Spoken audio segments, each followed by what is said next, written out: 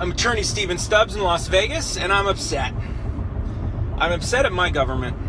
I'm upset at the Las Vegas Metropolitan Police Department under the leadership of Joe Lombardo. And I'm upset because I worked pretty hard in a battle. I used internal affairs. I went through all the proper channels. And I thought I won this battle. And we find out Saturday that, no, I didn't win this battle. Because the Las Vegas Metropolitan Police Department, at least the intelligence division, does not care about obeying the law. And what are we supposed to do? Please, tell me, message me. What are we supposed to do? Because you say over and over again, you want us to cooperate with you. You say over and over again that you want us just to follow directions and to help you out, right? So if someone is pulled over, how are they supposed to do that when they know and you know that what you're doing is against the Constitution and against the law? We're supposed to help you violate our rights? Is that really what we're supposed to do? Let me tell you. Let me explain. April 2013, a bulletin was sent to every Metro police officer. Every single one. It was the integrity bulletin that's sent from internal affairs. All of you are put on notice. All of you. And it's what the cops call the 60-minute rule. NRS 171123. Now, this is what happens. My clients, bikers, does everybody even care about bikers? I don't know, right? But my clients, bikers, they get pulled over and they get hounded for intelligence. They're pulled over on minor traffic violations by the intelligence department, right? Wait, what's an intelligence officer pulling people over on traffic tickets for? They're not traffic officers. Obviously, they're trying to gather intelligence. So what happens is they pull them over and then they hit them up and they try to bleed them for intelligence about the motorcycle community. Now, the bikers just want to go about their day, right? But they pull them over and they try to get the intelligence. This is a direct violation of NRS 171123, and it's an argument I've been making for literally years. And I made it enough, and I complained enough, and I was a squeaky wheel enough that the internal affairs sent out a bulletin. Now, I also had a conversation with internal affairs because this is really hard to catch an officer doing.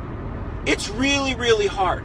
Because what the law actually says is that an officer is allowed to detain someone for a reasonable amount of time to effectuate the purpose of the stop.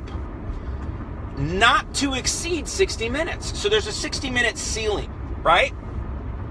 But the first part of that statute says a reasonable amount of time to effectuate the purpose of the stop. What does that mean? If you're stopped for speeding, the cop is allowed to hold you by law, per your Fourth Amendment rights, search and seizure rights. The cop is allowed to hold you until he's had enough time to get your registration, insurance, license, go to his car, run the checks, write the ticket, and give you the ticket.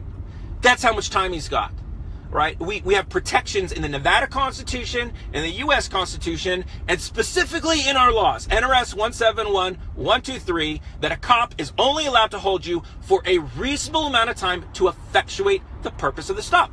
Now, what can't cops do? They can't just pull someone over and detain someone to hit him up for intelligence. They're not allowed to do that, right? That's as bad as the British, before 1776. I mean, come on. People are allowed to be free in this country. Free to go about their day, free to travel where they want to travel without the police illegally detaining them to hit them up for intelligence.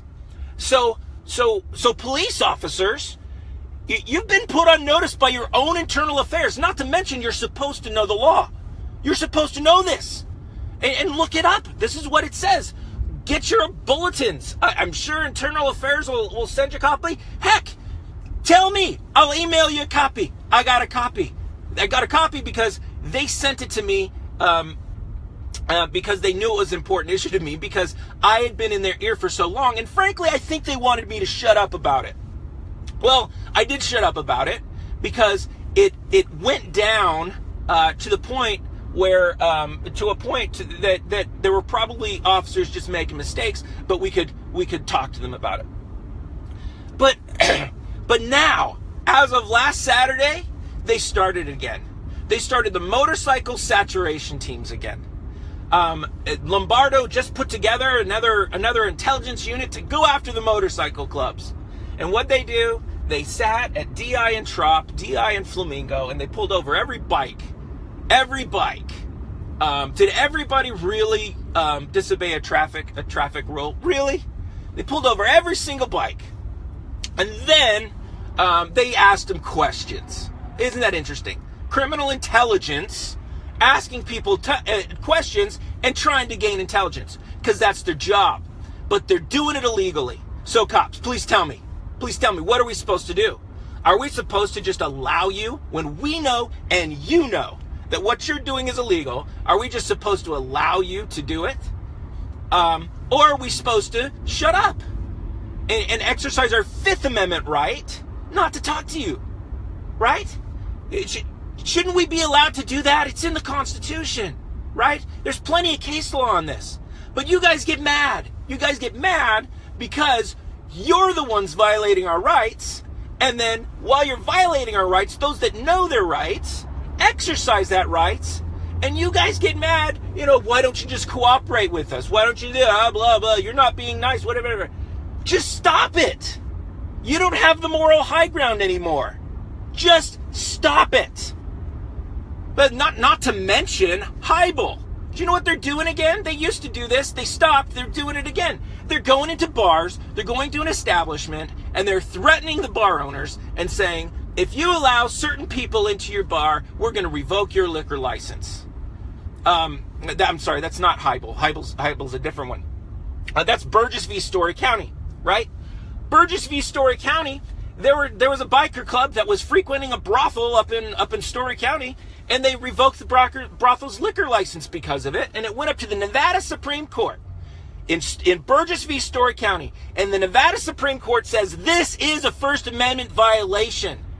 They can have anybody there that they want to. Of course, they have to obey the laws, right? But the government cannot do this.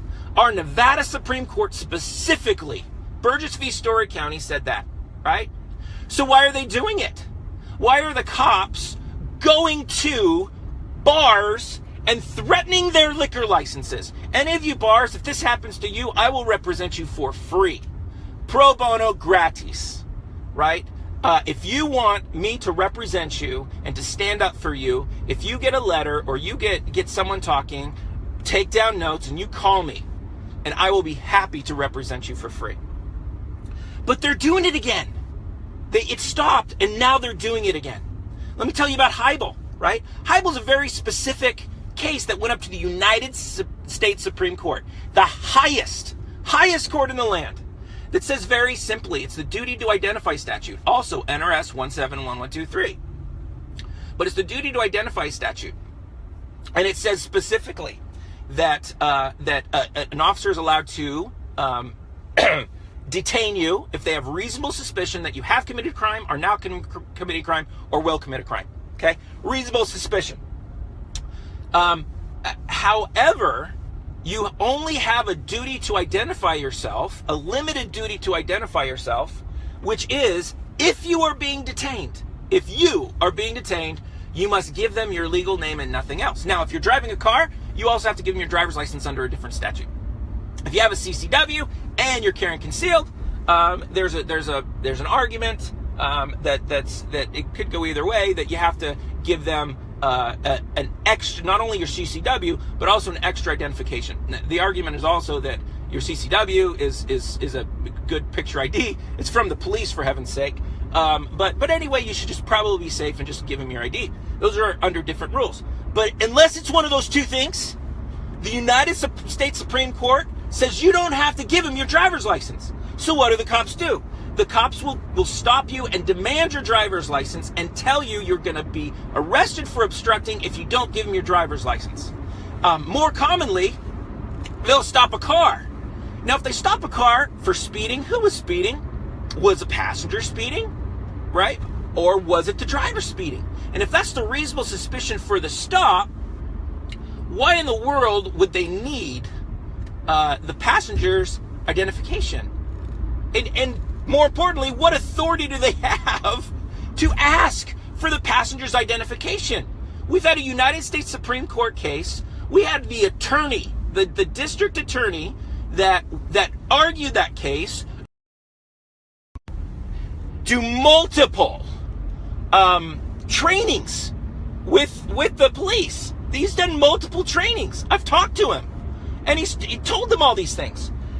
That you only have the right to ask if there's reasonable suspicion, if you're detaining them, and you only have the right to ask for their legal name. That's what the law says. Cops, do you even care about the law? Really? Do you even care about your oath that you took to uphold the law and to uphold the Constitution? Right? If you think it should change, then change it.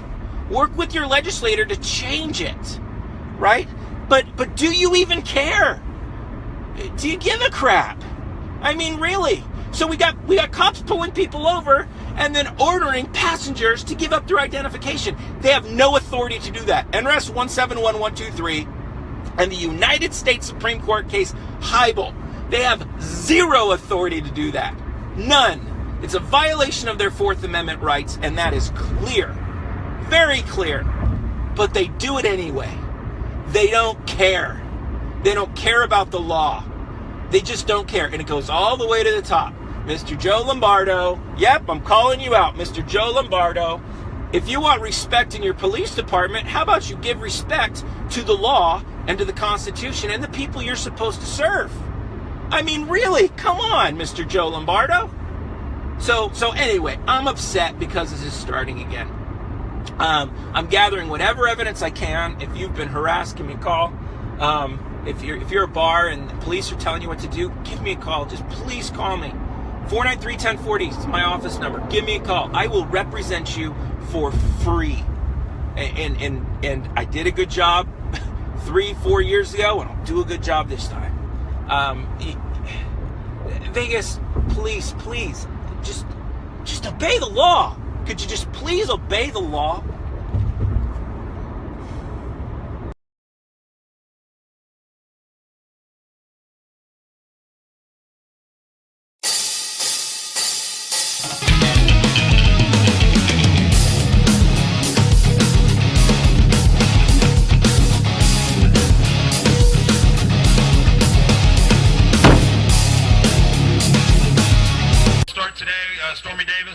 Has volunteered to, we're going to sing the national anthem, so if everybody could please rise. Remove your covers. And remove your covers, please.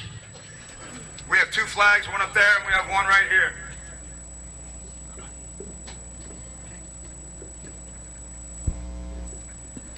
Oh, say, can you see by the dawn's early light what so proudly we hailed at the twilight's last gleaming, whose broad stripes and bright stars through the perilous fight, o'er the ramparts we watched were so gallantly streaming,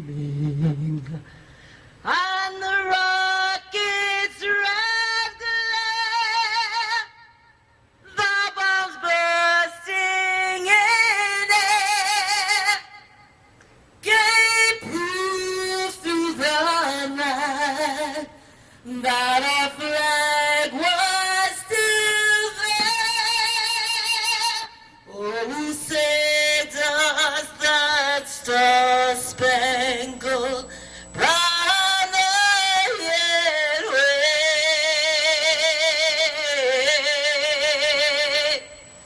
o'er the land of the free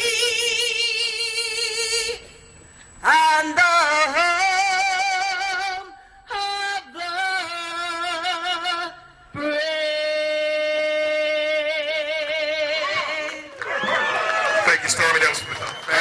everybody would remain standing, please. Keep your covers off. Bernie from Soldiers for Jesus is going to do our opening prayer. Lord God, Heavenly Father, we just thank you for this beautiful day that you have blessed us with, Lord, with the clear skies and the sunshine and the temperatures that are just perfect for us today, Father God, as you would have all a whole things, bunch Lord of people God. with police on their Father chest. God, we just give this day to you. Lord God, we ask that as we sit here and listen to our guest speakers today, Father God, that you would just give us eyes to see and ears to hear. Father God, we know that it is not a coincidence that our nation is not just another third world country, but that this nation was founded under the fundamental beliefs of you, Father God, in Christianity. And Father God, as the people of this nation continue to push you out, Father God, how you have just come to where you step aside and say, there you go, see how you can do it now. Father God, we just give all things to you, Father God. Teach us and show us, Father God. We love you and we thank you, Lord. And it's in your precious Son's name above all others, Jesus, we pray. Amen. Amen. One last thing. We're going to do the Pledge of Allegiance. I want to introduce someone that's in the crowd I just met this morning. Bill, sir? Bill, come up. Bill is a World War II motorcycle scout for General Patton. So I'd like to give him a little round of applause, please. Good morning, sir.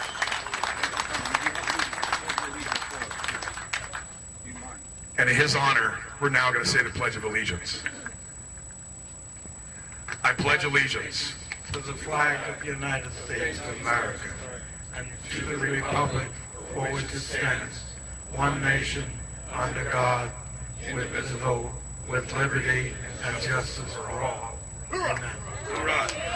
Give me a big round of applause for this World War II vet. Outstanding. Thank you, sir. I think to speak for everyone, we're honored to have you here, so. All right. All right. Go ahead, please be seated. Thank you very much. Our first speaker today is Stephen Stubbs. Pretty much everyone here knows him. He's a Las Vegas-based constitutional lawyer known for suing police officers that violate our civil rights. He's even been arrested himself for refusing to leave his client's side when police ordered him to leave so that they could question his client without him there. He is also the proud son of a Marine Corps captain. So, without any further ado, I'd like everybody to give a round of applause and listen to Mr. Stephen Stubbs. You could just imagine, okay? You're a farmer, or you're a blacksmith, or you have some kind of a trade.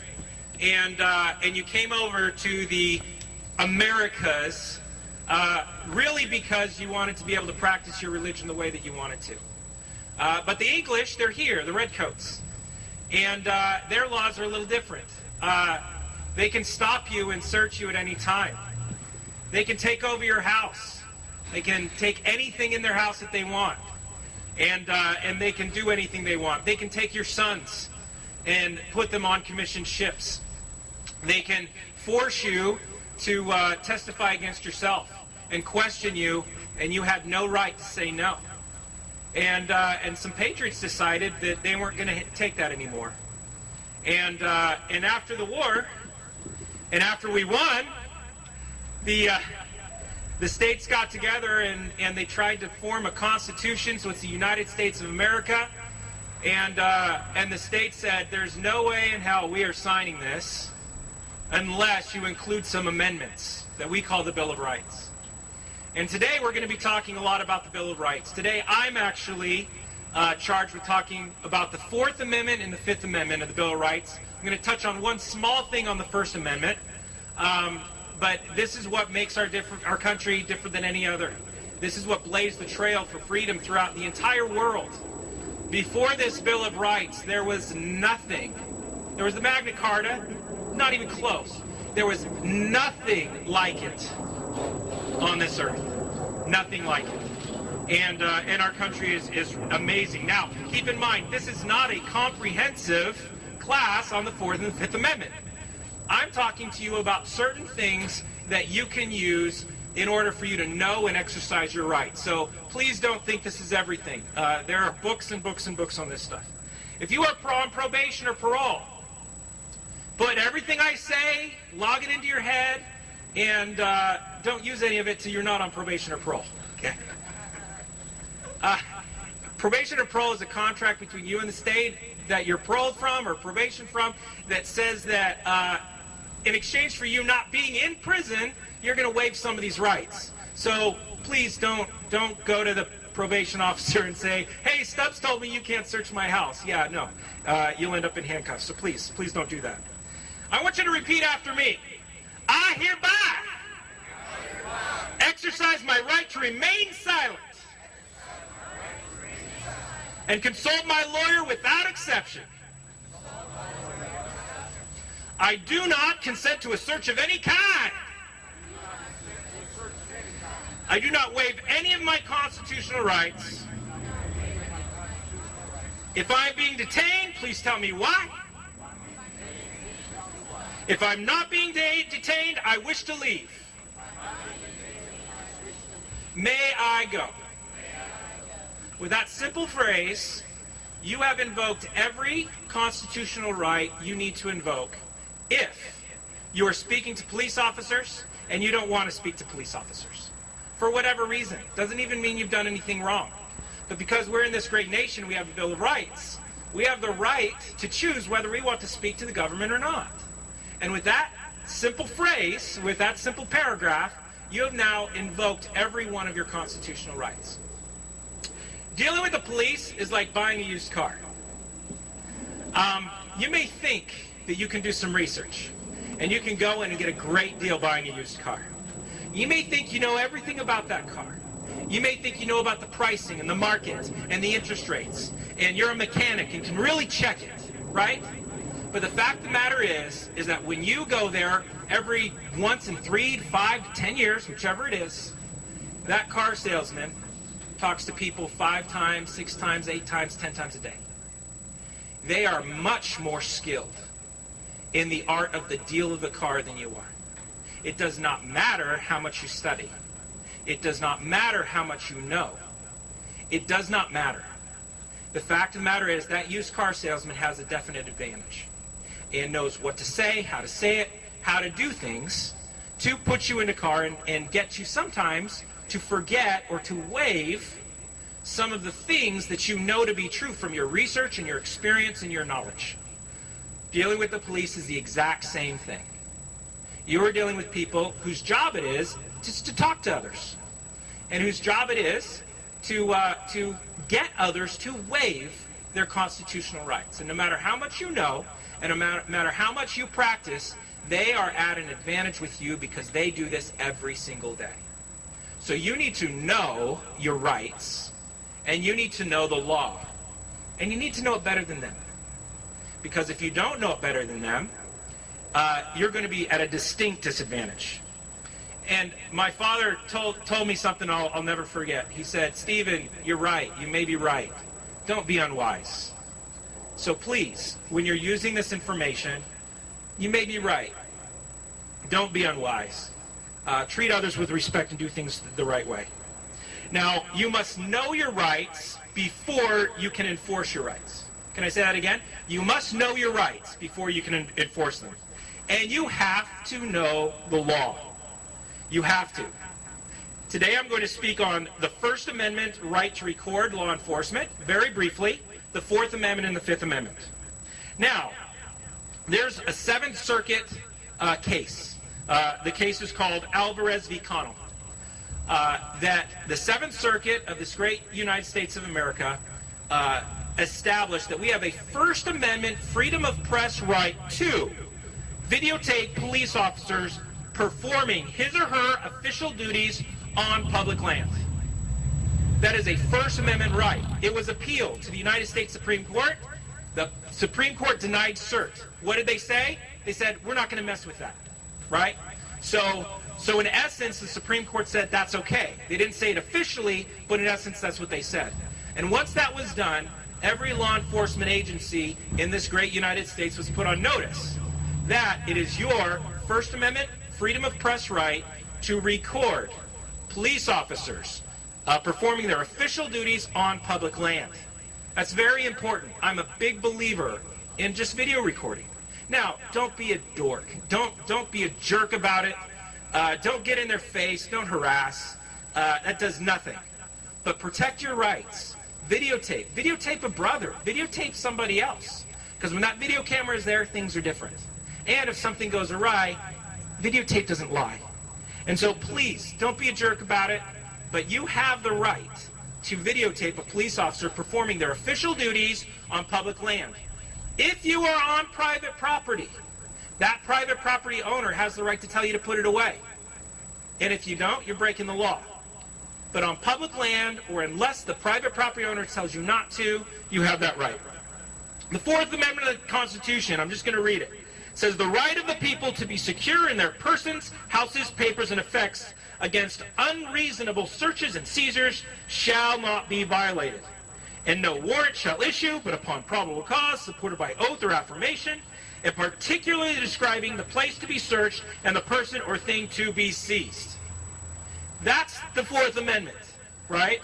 I'm specifically going to talk about search and seizure of your person and when they can search you, when they can seize your property.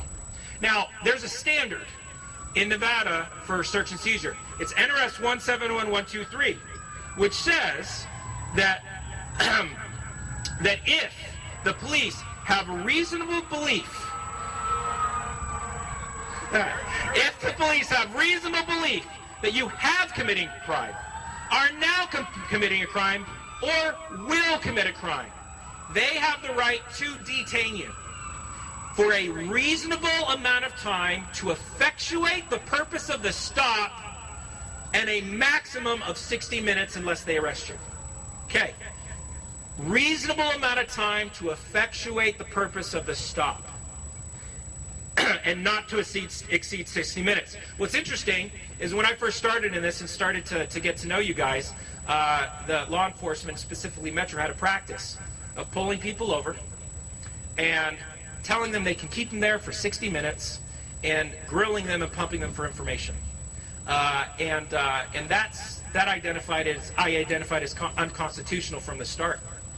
And so we started trying to educate, and we started trying to really let people know.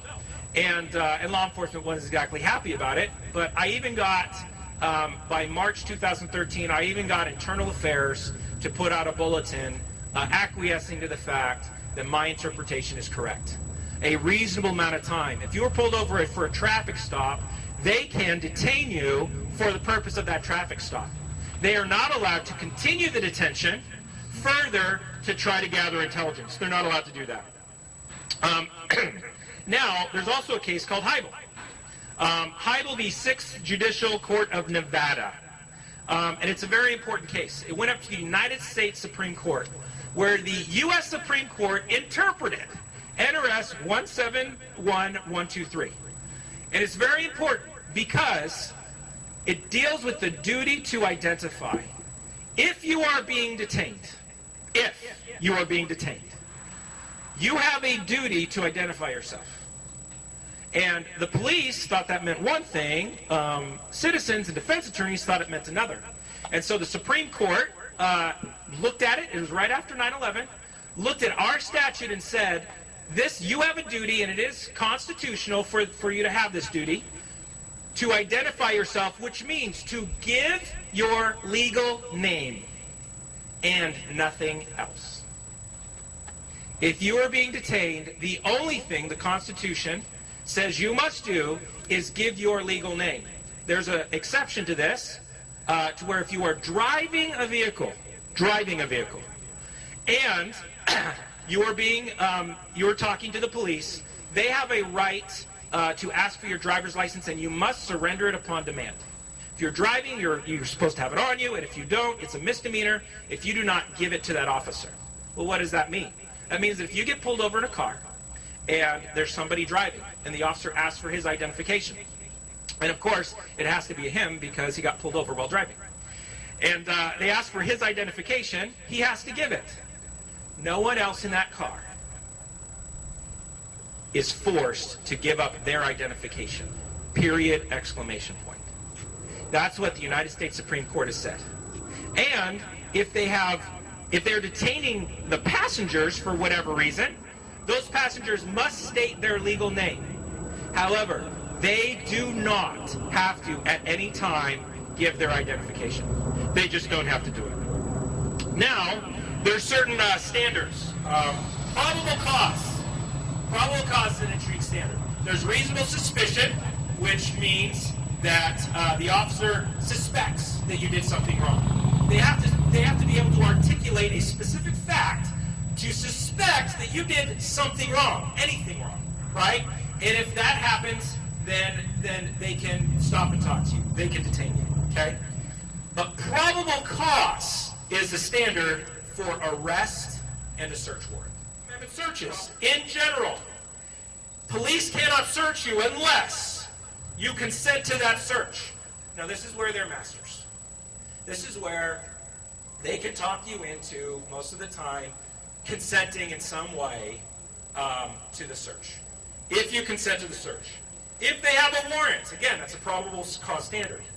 If they are securing their own safety, they're allowed to pat you down and make sure you're not, this is very limited, pat you down, make sure you don't have a weapon so they can disarm you. Then if they are arresting you, they get to search you. And then some emergency situations, the courts have said that's okay. There's some bomber, there's this, that, or the other. Police can search in those extremely rare emergency situations. Generally, that's the rule, okay? In your house, if you are in your house, police can only search your home if, number one, you consent. You know, can I come in?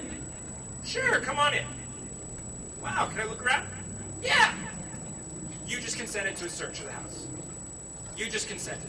They can now put you away, and they got consent to search your house. If you give them consent, if they have a warrant, if there is evidence in plain view, evidence in plain view. There's a famous case where a guy is selling some weed. He's taking off. He's running. Police are chasing him. The guy goes inside a drug dealer's house. The police follow him, and they see scales, they see kilos, and they stop chasing the guy that was selling weed and said, "We got these guys here." Right? That is a true case. Actually, the most interesting case I had was a gentleman that was down at Laughlin he was just walking down the street, and a police officer came up and said, "Hi, how you doing?" and introduced himself. So he introduced himself back. He said, "Hey, do you mind if I pat you down?" "Yeah, no big deal." Pat him down. Found a vial of cocaine. Said, "What is this?" "Cocaine." "Okay. Where'd you get it?" "From the big stash at my house." Yeah, he was arrested, right? He was arrested, right? He didn't have to talk to police, but he did. The police officer was super friendly, right? Super friendly. But again, back in your house, okay? If the evidence is in plain view, if it is a search incident to arrest, they are arresting you, they're allowed to search all around where they arrest you. And in emergencies, if they hear a scream, hot pursuit and evanescent evidence. Hot pursuit, that's the guy, the cops charging the cops chasing the marijuana dealer. He barged into a house, so if he's hiding in that house, they're allowed to come right after him. They're in hot pursuit. They're allowed to search, okay? And then, of course, emergencies like a credible bomb threat or other things like that, they're allowed to, in those emergencies, step in. In your car, after a valid traffic stop, for your safety, police are allowed to ask you to exit the vehicle and to pat you down and to search anything in your, quote, wingspan, unquote. Well, what does this mean? Anywhere that could have a weapon or contraband, but not the trunk. They're allowed to search that car, okay? So if you have something that you don't want the police to see, you better put it in your trunk. That's all I'm saying, right? They're allowed to search that limited thing, and it's for their safety. We understand the Supreme Court said that's constitutional because they don't want police in an unsafe environment. And so they're allowed to do that. Then they generally let you back in your car, and then you can talk to them or not talk to them. They can issue a ticket, whatever it is that they really want to do. But that can happen. If you are a biker and you have saddlebags and you don't want the police to search your saddlebags on a traffic stop, lock your saddlebags. That makes them more like a trunk, And less like a glove box. A glove box can be searched, right? A trunk cannot. And so, and the only way they're getting into those saddlebags is if they have a warrant, you consent, or if they arrest you. And if they arrest you, they get to inventory everything, and they get to check that out. So again, lock your saddlebags. And then if they tell you, I'll do questions afterwards inside. I've got a very short period of time. And if they tell you that you're wrong, just say no, and you can figure that out. Okay. On the street, if a police officer stops you, the magic words are, am I being detained? Am I being detained? Repeat, am I being detained? Okay. If the answer is yes, you give them your legal name and you be quiet. If the answer is no, walk away. If you are not being detained, they have no right to hold you there. You can just simply walk away, and that's okay. Okay? Am I being detained? Now, sometimes they don't want to tell you why you're being detained. You don't have to answer their questions. So you're the one holding the power there. They don't make you feel that way, but you are. They want to talk to you. You don't necessarily want to talk to them. If you want to talk to them, talk to them, right? I don't care. But if you don't want to talk to them, and they want to talk to you, make them answer your question before you say anything else. You know, and you don't have to be a jerk about it. You could be nice. You know, you catch a lot more honey, or flies with honey, than you do with vinegar, and you catch a lot more with bullshit. But, sorry, Mom, I said the word. But still, no, that was a joke. But still, you catch more flies with honey than you do with vinegar. And so yes, you can do it that way. Now, the Fifth Amendment.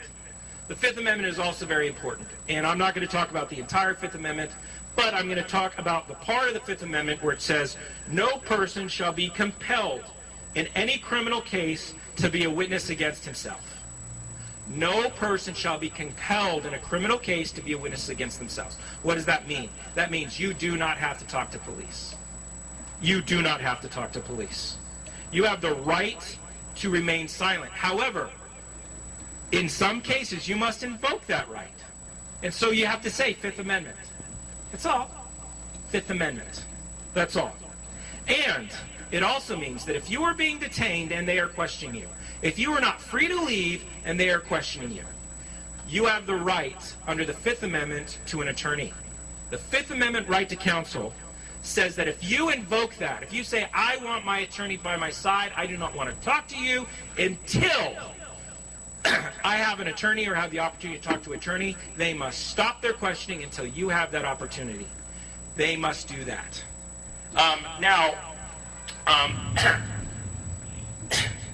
Excuse me. There is a case called Berkemer. It's a United States Supreme Court case from 1984 that carves out a tiny exception to that. And that exception is that if it is a roadside, routine, or ordinary traffic stop, you do not have the Fifth Amendment right to counsel. So if you get pulled over and it's just a normal NHP officer and it's on the road and they're asking you things, you do not have a right to an attorney at that point. You do not. However, if, say, it's not a roadside, say a motorcycle comes in and parks right about there, right? And people are walking away and the police want to talk to you.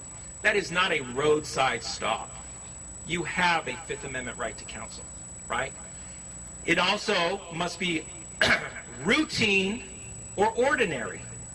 If a whole bunch of people with police on their chest in tactical gear want to talk to you in a traffic stop, you have the Fifth Amendment right to counsel, because that is not an ordinary or a routine traffic stop. If you know the people, and they happen to be criminal intelligence, gang task force, if they happen to be that, that is not a routine or ordinary traffic stop. And there are certainly some cases that we're fighting right now, but that is what Berkemer says. And that is what I'm telling people.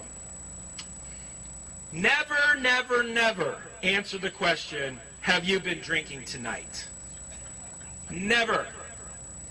If you say no, and they have any inkling that you might have been.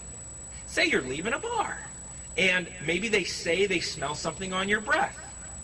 They now have probable cause to arrest you for obstruction. And if you say yes, well, there you go. They got reasonable suspicion to detain you, and they will likely have probable cause to, arrest you for some kind of alcohol-related offense. It's a trick question. It's a catch-22.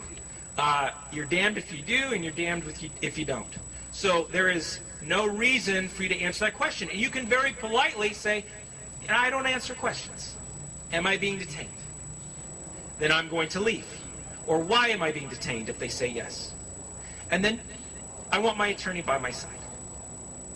Don't have to be a jerk about it. You can be respectful. They've got a job to do too. And I got to tell you, juries hate it when you're disrespectful. They hate it. They absolutely hate it.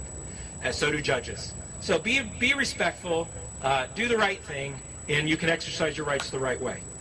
Police have the right to lie to you. Another U.S. Supreme Court case. They can tell you anything they want, and they can lie to you, and they can take advantage of you. They can tell you the law says something that it does not say, in an effort to make you waive your right to remain silent and or waive your right to an otherwise illegal search or seizure. They can lie to you. What does that mean? You have to know your rights, and you have to know the law. You can never, ever, ever lie to the police. That is at least a misdemeanor, right? And then they can put you in jail, and they can put you in jail for up to 6 months. You can never, ever, ever lie to police. Doesn't seem fair. That's the law. We get to deal with it. You have to know the criminal laws. You have to know the federal laws. You have to know the state laws. You have to know the municipal laws. Kind of interesting, if you drive from Boulder City with a pocket knife in your pocket, and you drive from Boulder City and you go through Henderson, and then you go through Las Vegas and North Las Vegas, you could have, in fact, committed a felony depending on how large the blade of your knife is.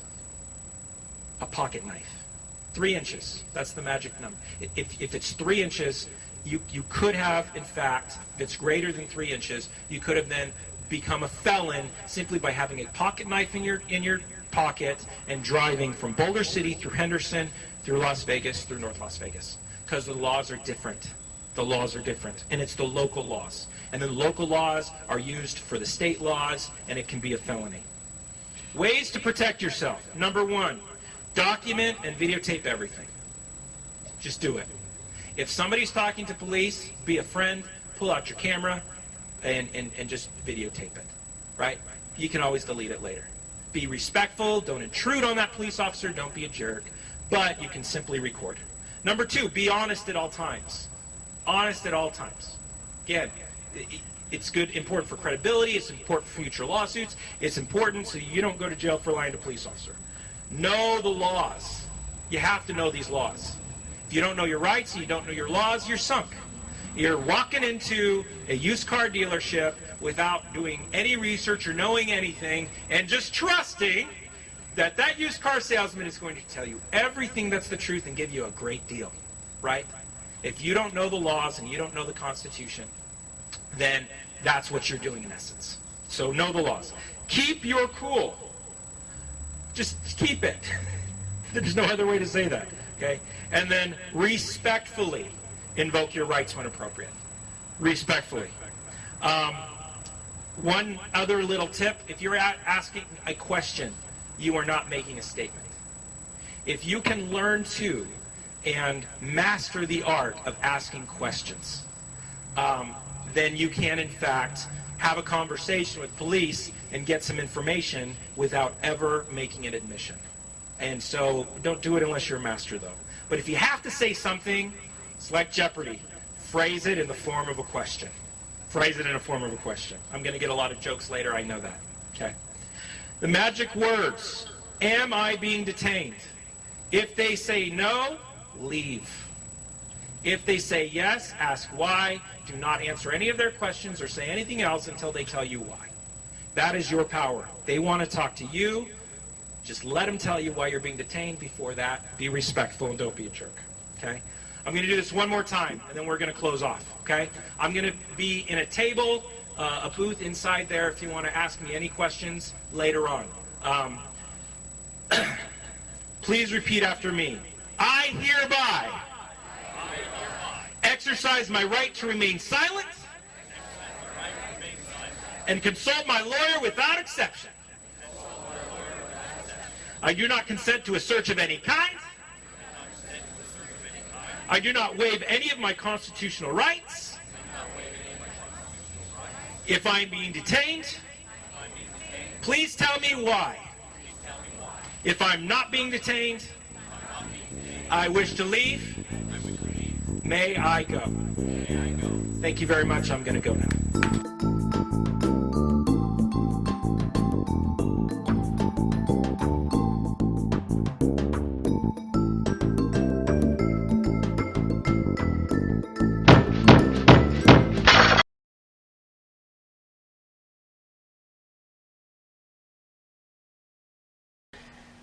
Dirty cops are a cancer, and they need to be cut out of law enforcement.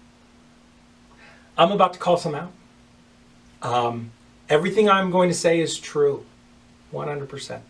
We have documentation. We know it's true. And any of these cops, I challenge you, sue me for defamation, whatever you want to make up. It didn't stop you from making up stuff before, because I will wipe the floor with you in court, because it's true. I will wipe the floor with you. Nevada has an anti-SLAPP statute. You don't have a chance. But talk to an attorney, whatever you want to do. Everything I'm about to say is true. Let's start with Gang Task Force. Las Vegas Metropolitan Police Department, Criminal Intelligence, Gang Unit, Motorcycle Clubs, otherwise known as Gang Task Force. 4 out of the 6 are dirty. 4 out of 6. 66%. Why don't we just start with Joseph Gagliardi and John Woosnam? They hate me. They absolutely hate me. And they're connected to con man James Kimsey. Now, con man James Kimsey, how do I know he's a con man? First of all, they told me.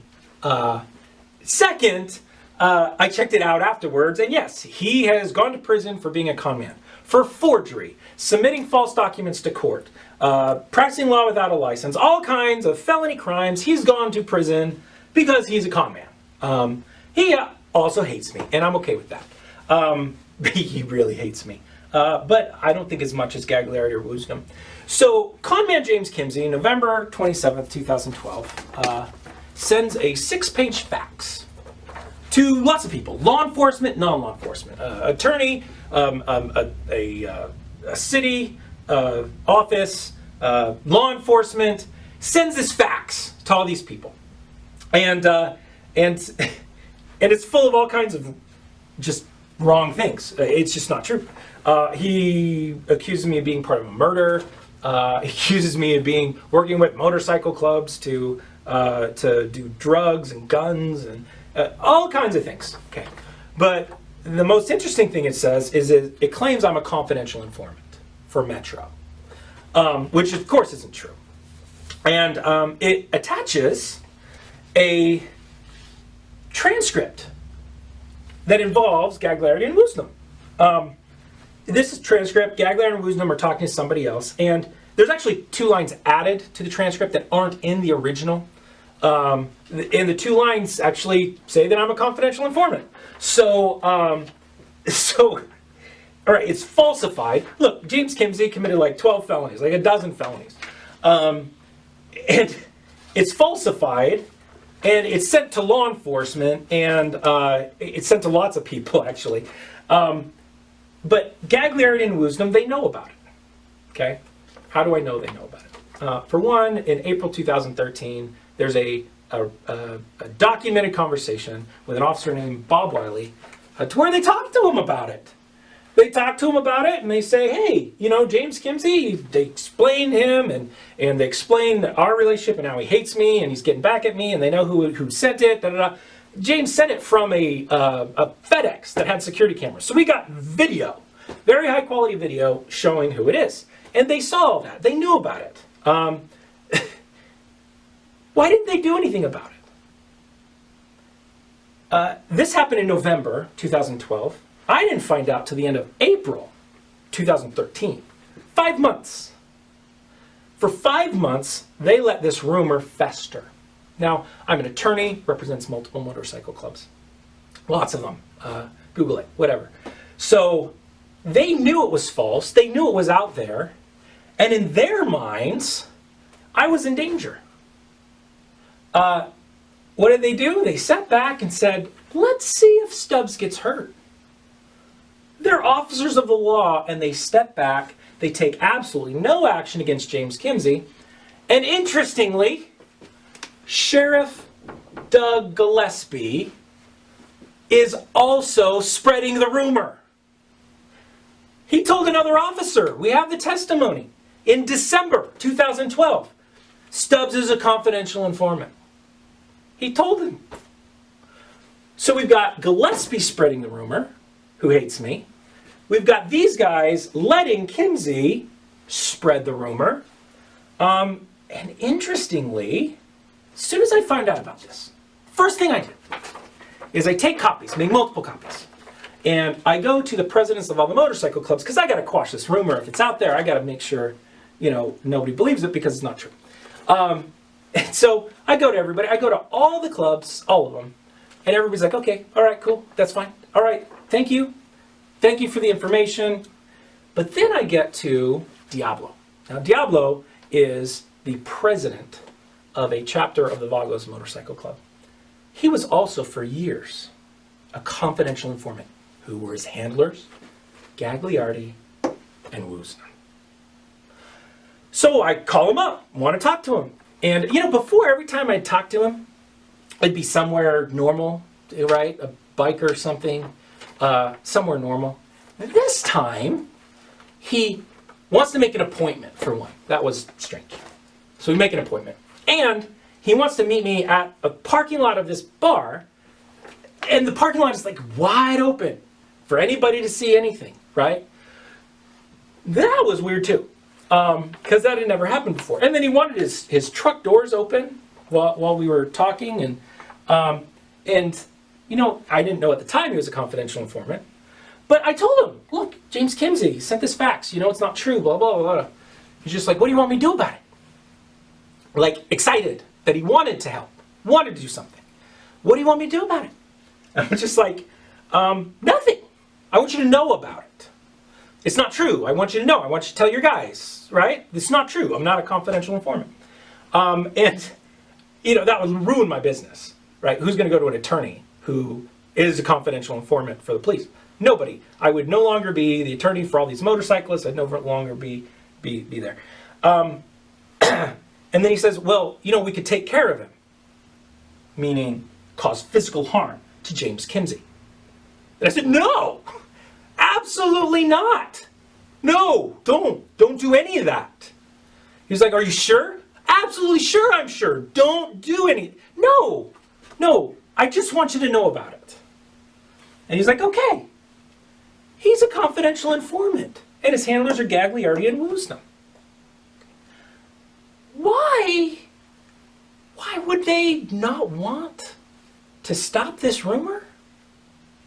Think about it.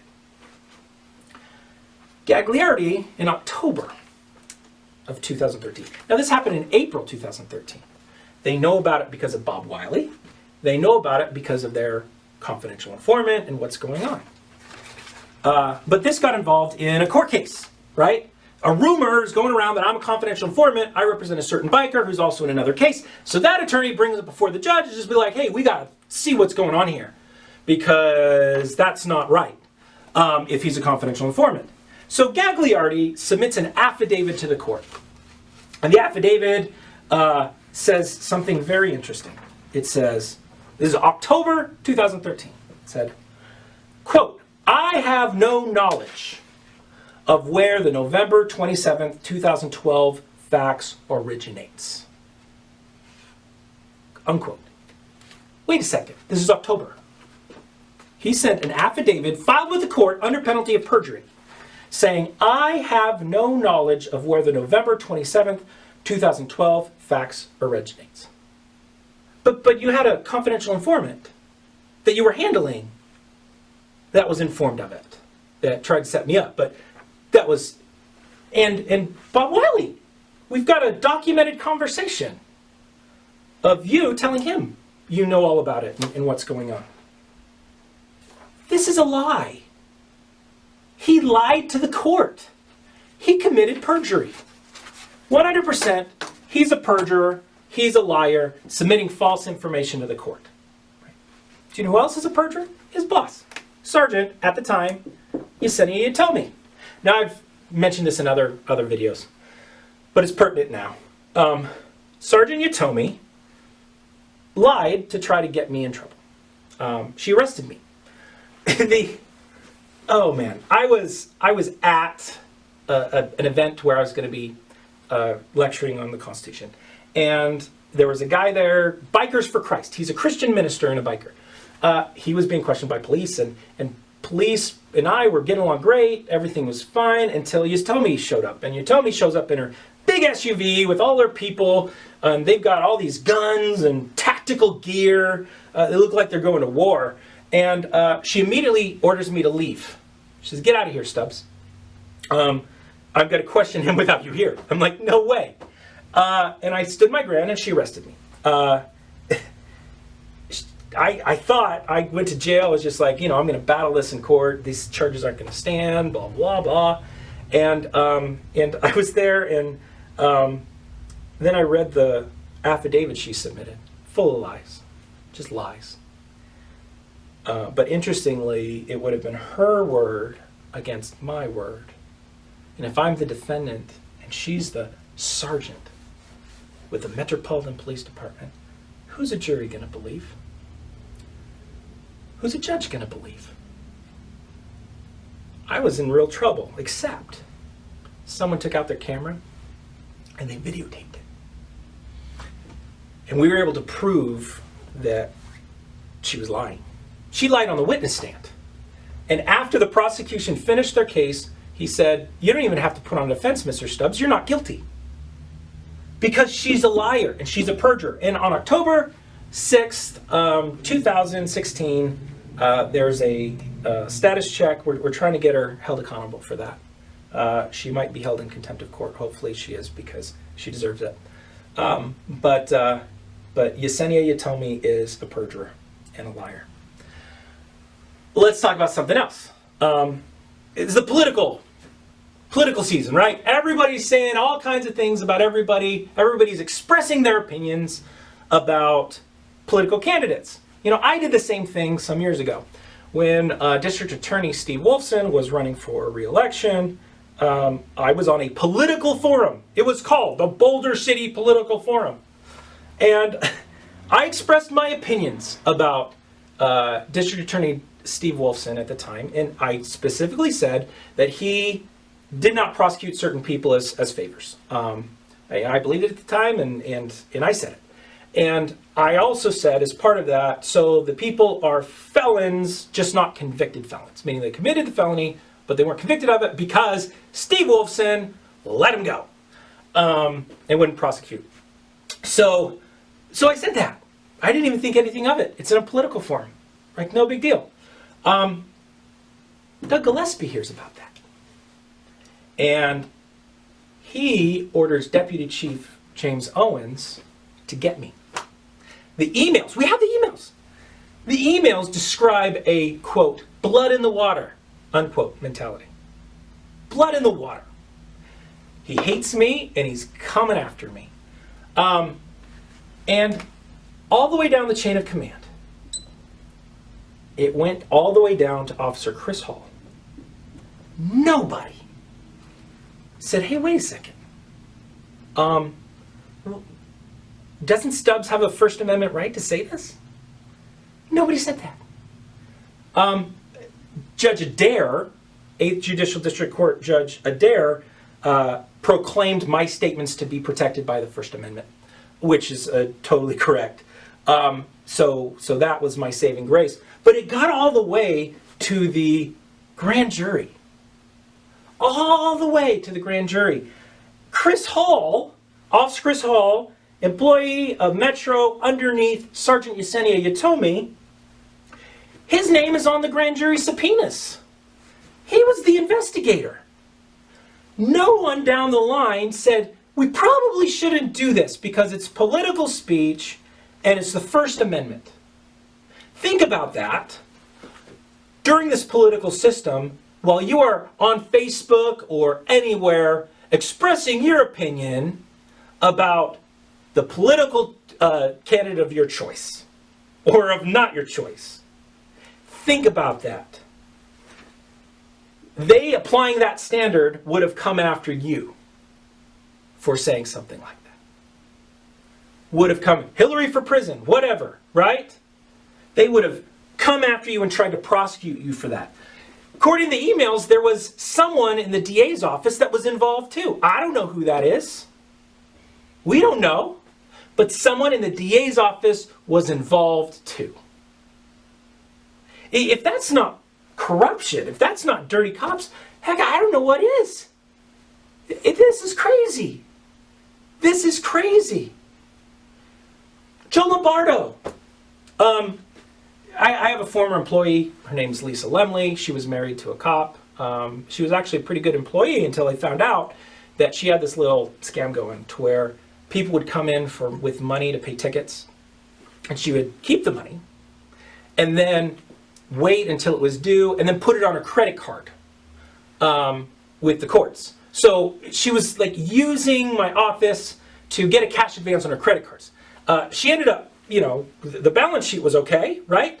The balance sheet was fine, maybe off by $2, her balance sheet meaning, because she paid out the money that she got, but she was getting this free cash advance, violated all kinds of internal rules, and so I fired her. I had to. I don't think I really had a choice, okay? But she had taken a laptop that she had no right to take. It was in storage. It was a retired laptop. It had emails on it. It had some things on it. But she had taken that laptop, and she decided to give it to somebody that she thought could maybe use it to hurt me in some way. So this person calls up Sheriff Lombardo and says, hey, I got this laptop, but I don't know if I can use it. And he says, don't worry, I'll get someone on it. Now, nobody called me, right? Even though I'm the owner of the laptop and all these. Nobody called me at all. John Woosnam calls up this guy. And it's just like, you're good. Do whatever you want. You're good. Just do whatever you want. Lombardo went down the chain of command to Gang Task Force, and John Woosnam is the guy that calls this guy up. Okay? Now, again, he didn't talk to me. You'd think that if he's a detective and he's supposed to look into something, he would actually go and talk to people and see what's going on. But he's dirty, so he doesn't do that. Chris Hall. Sure, he was involved in the First Amendment thing. Chris Hall is even dirtier. I've got voicemails he left on people's phones. I have the recordings. I have them. Where he is threatening to harass them and their family and their club if they don't give him information. He wants some intelligence. He wants some information. He wants them to talk to him. They don't want to talk to him. And he says, we're going to pull him over and give him tickets and blah, blah. He's threatening police action if they don't talk to him. We've got it. And yeah, I'm going to share this. I don't do it for any tabloid type, information, but it's important because he falsifies records. He falsified records, and it caused 2 felony cases to go to crap because he falsified records. But Chris Hall wasn't happy with his marriage, and he decided he was going to date other girls while he was still married. But of course, he didn't want his wife to find out. So what does he do? He goes out and he starts dating while on the job. I don't care what he does with his personal life. I just don't care. But while on the job, he goes out and he dates other women. And he tries to seduce them, specifically. He tries to seduce them, and he drinks alcohol on duty. He tells them about the cases. That's why the 2 cases went to crap. Because he told them about the cases, and he was supposed to be working on the cases, but instead, he was out dating girls. Now, his job is intelligence, right? And if his job is intelligence, he's supposed to be gathering that intelligence. He's supposed to be writing reports about what he's doing. He's supposed to account for his time. Was he truthful on his reports of what he was actually doing? Did he write his report, took a 5-hour break to try to get in the pants of this girl? Did he do that? Heck no, he didn't do that. Instead, he wrote something else in his report. And obviously, it didn't have the complete information because of what he was doing. Chris Hall wrote false reports, and two felony cases went to crap specifically because of it, because of his dirty actions. Okay. We've got gang task force motorcycle clubs, 4 out of 6. We've got Gillespie, top dog. And of course, we've got Deputy Chief James Owens that was involved in one of the things as well. All dirty. All of them.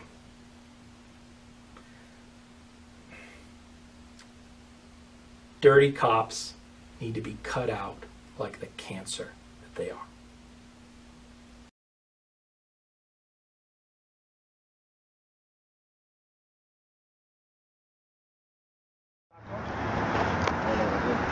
Okay.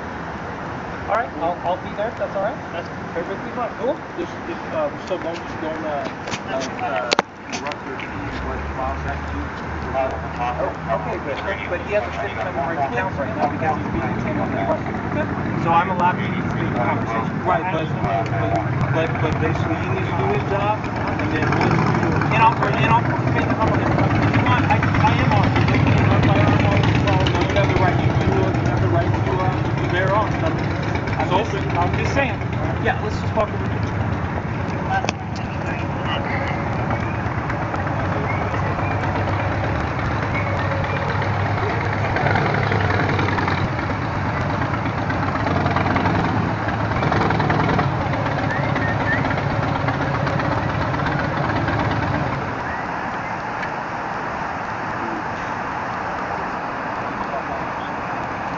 The enemy's at hand.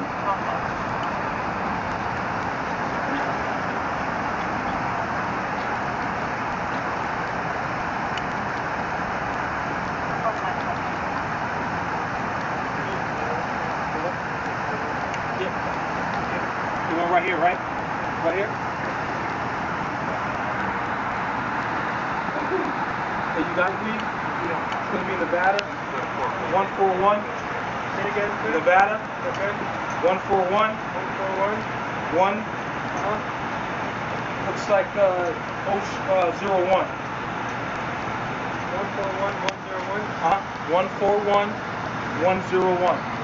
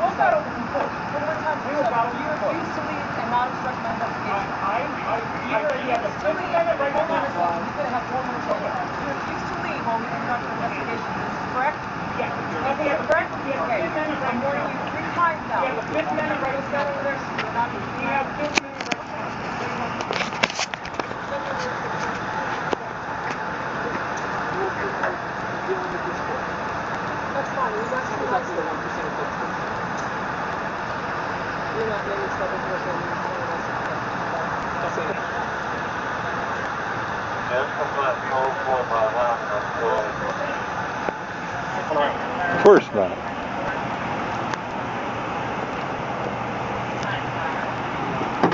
Tie.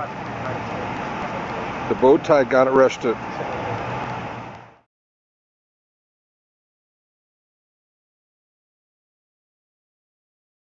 My name is Stephen Stubbs. I'm an attorney in Las Vegas, Nevada, and I'm proud to be an attorney. I'm proud to be in a profession that sticks up for people and helps people and defends their constitutional rights. That's an honor, and it's a privilege. And the only reason that I can do that today is because someone took out their camera and gave me video that exonerated me from false charges. See, I'm an attorney that sues cops. And a lot of people say I'm anti-cop. I'm not anti-cop. I'm anti-bad cop. I'm anti the kind of cop that lies and puts in a level of corruption that makes the American people distrust all cops. See, those bad cops, those are the cops that we need out. Those are the ones that we need out of this system so they can't hurt anybody else. November 14th, 2013, I was arrested by Sergeant Yesenia Yatomi. I'm an attorney. I was with my clients, the Bikers for Christ. They're Christian ministers on bikes. When they were detained for something simple, but police like to hold them and like to detain them and like to pump them for information in the motorcycle community. So they liked me there, and they emphatically wanted me as their attorney present while they were being questioned. And everything was great until Yesenia Yatomi, a sergeant with Criminal Intelligence Unit of the Las Vegas Metropolitan Police Department, showed up with all of her people in tactical gear and said, "Stubbs, get out of here." I said, "No, he's exercised his Fifth Amendment right to counsel. I'm his attorney, I'm here." She's like, "Stubbs, get out of here. We're going to question him without you." And I refused. And it was that simple. I refused. And then she arrested me. Okay. All right, I'll be there if that's all right. That's perfectly fine. Cool. I'm not going to, you have to go step over there, Stubbs. I don't. You've been warned before not to obstruct. You can be his counsel. You can answer the basic questions. You can answer them or not answer them. You have to stand over there. No, And I thought, this is going to be easy. You know, the truth is that he exercised his Fifth Amendment right to counsel, and I refused.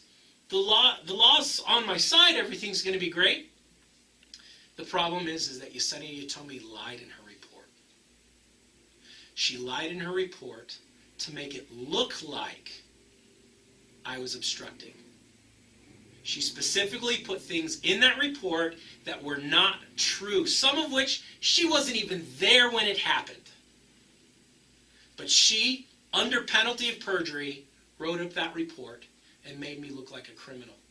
And the kind of criminal that the Nevada State Bar would have kicked out and pulled my bar license. I am so grateful that someone pulled out their video camera and recorded that. Because I went to trial, the prosecution put on their case, the video was shown, and Judge Goodman didn't even make me put on a defense. The prosecution put on his side and says, "This is ridiculous. You're not guilty. You don't even have to put on a defense." Sergeant Yatomi was proven a liar because of video, and only because of that video can I still be an attorney today. Now, you might think, hey, this is an isolated incident. Nope. Just the cases I have prove that this isn't an isolated incident. And you have to think, what about the cases that don't have a video? That's a very, very good question. Are there people that are convicted under the word of a police officer because they didn't have video to show the truth?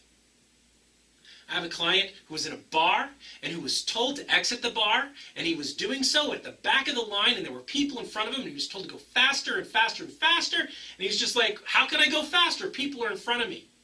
When Officer Kolkowski and Glowinski grabbed him from the back and beat the shit out of him.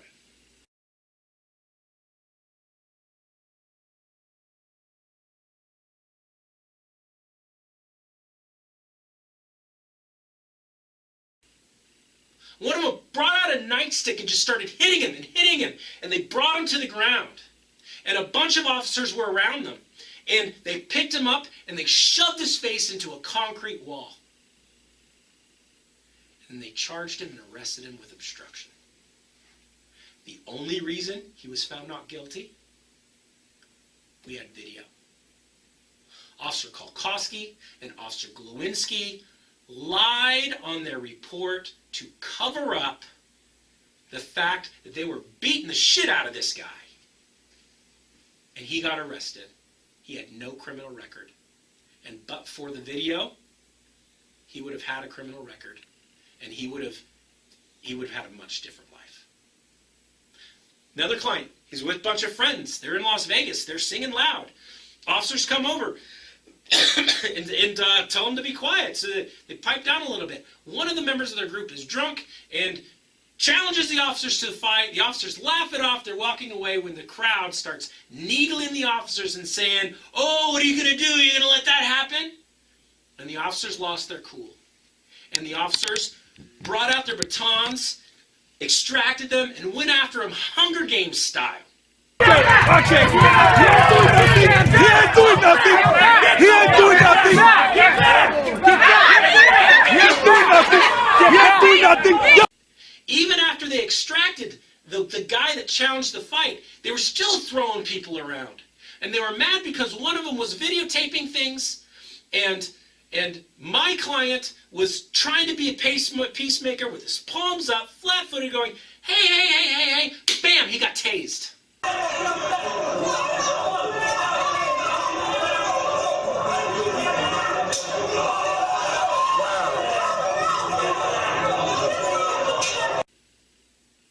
He was tased, and he was brought to the ground, and there is nothing that he did that would have warranted him being tased.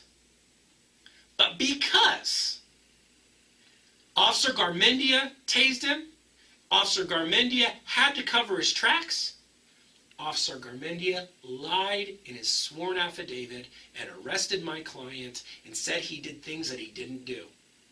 Luckily, there was a videotape. Exonerated my client. Then there's another client I have. He's riding a motorcycle. A NHP trooper's following him. He pulls off, hits a dirt berm, loses a little bit of control. He gets control, and then bam! The car hits him directly.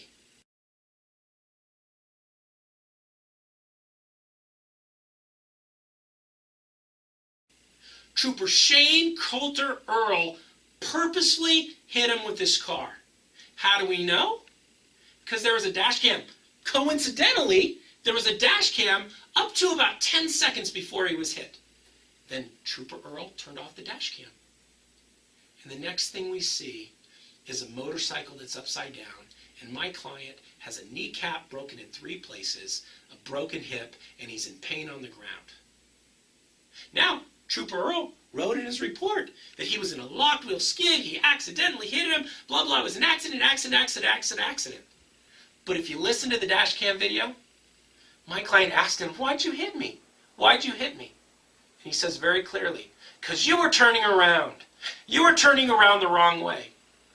When Trooper Earl was asked why he hit him, he didn't say, oh, it was an accident, I'm sorry. He didn't say anything. He exclaimed why he hit him, and he hit him on purpose. But then he realized, holy crap, I just hit a motorcycle on purpose. That's deadly force. So what did he do? He lied. He lied to cover his own rear end after using deadly force. My guy's in the hospital. My guy's just trying to wrap his head around things, and he gets a warrant for his arrest because of the lies of Trooper Shane Coulter Earl. And we are so lucky that we have the videotape. By the way, my client is a black man. Trooper Shane Coulter Earl, 2 Nazi posts on his Facebook.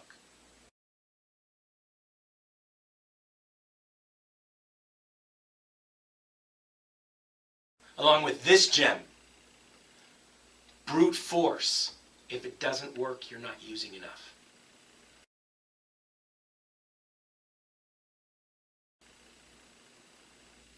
In all 4 of these cases, myself and the 3 clients, we have an officer who lied.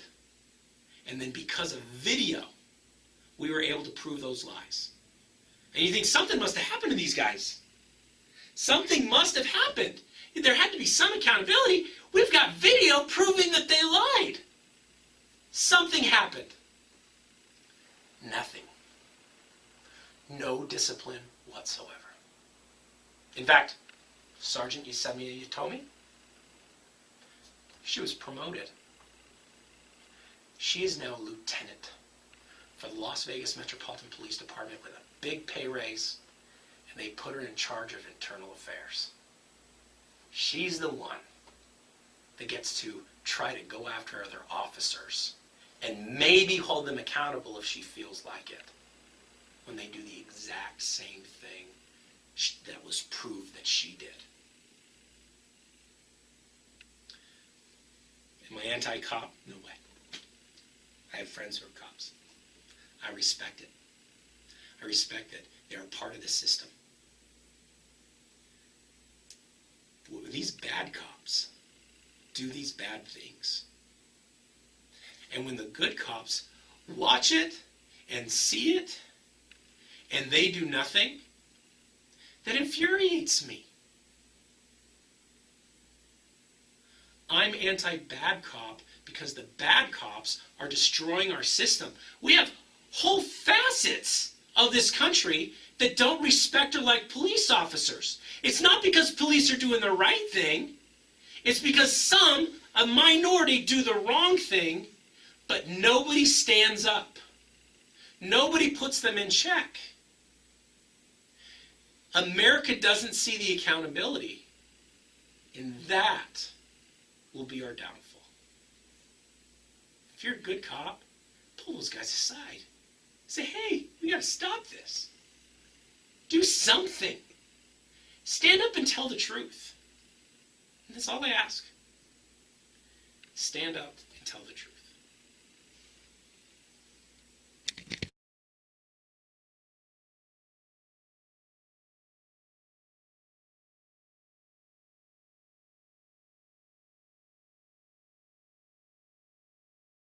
Las Vegas Know Your Rights seminar by attorney Stephen Stubbs to be held March 23. Tomorrow, March 23, Las Vegas attorney Stephen Stubbs will be holding a Know Your Rights seminar primarily in response to recent harassment of motorcycle riders in Las Vegas by the LVMPD, Metro, using saturation teams and the gang task force, including a motorcycle intelligence unit specifically used to gather information on motorcycle clubs. As Stubbs mentions in the Facebook Live video embedded below, this harassment has involved the profiling of people that ride motorcycles and several violations of those people's rights. That includes manufacturing suspicion to stop them, attempting to force passengers to ID themselves, and detaining them longer than is required to perform an investigation related to the, often dubious, offense that they have been stopped for. Obviously, the motivation behind these targeted stops and the attempts to question those stopped is to gather information about motorcycle clubs under the false pretense that anybody belonging to a motorcycle club is a criminal, and the even more flawed pretense that anyone riding a motorcycle or fitting a certain description must belong to a motorcycle club. Beyond that, Metro has also been known in recent years to illegally put pressure on public businesses, such as bars, to attempt to force them to exclude members of bike clubs from those businesses. This often is done under the threat of having their liquor license taken away. As regular readers of the COPBLOCK network know, Stephen Stubbs has a pretty long history, See related posts section below, of defending the civil rights of people, including himself, against the police, especially those departments located within the Las Vegas area. That has included defending motorcyclists against the frequent harassment they receive from the LVMPD. Stubbs has also in the past done Know Your Rights seminars numerous times at events and for various groups, as well as independently, throughout the Las Vegas area. See below for an embedded video of a previous Know Your Rights training. Among other things, these seminars typically will cover issues involving the First, Fourth, and Fifth Amendments, such as the requirements for illegal detainment, when you are obligated to identify yourself to police, your rights when the police want to search you, your right to remain silent and why that's a good idea, and your rights when filming the police, and why that's also always a good idea. In spite of the direct motivation for this particular Know Your Rights seminar being the harassment directed at motorcyclists, the topics and rights being discussed will not be exclusive to cyclists and can be applied to anyone that is stopped by the police. LVMPD made it very clear this week that they are starting up their motorcycle saturation enforcements again. People are being stopped on motorcycles for LVMPD's intelligence gathering efforts and as a show of force. Attend this seminar to learn your constitutional rights, the proper way to handle traffic stops, and the laws that can protect you. You have to know your rights before you can use them. Everyone is welcome.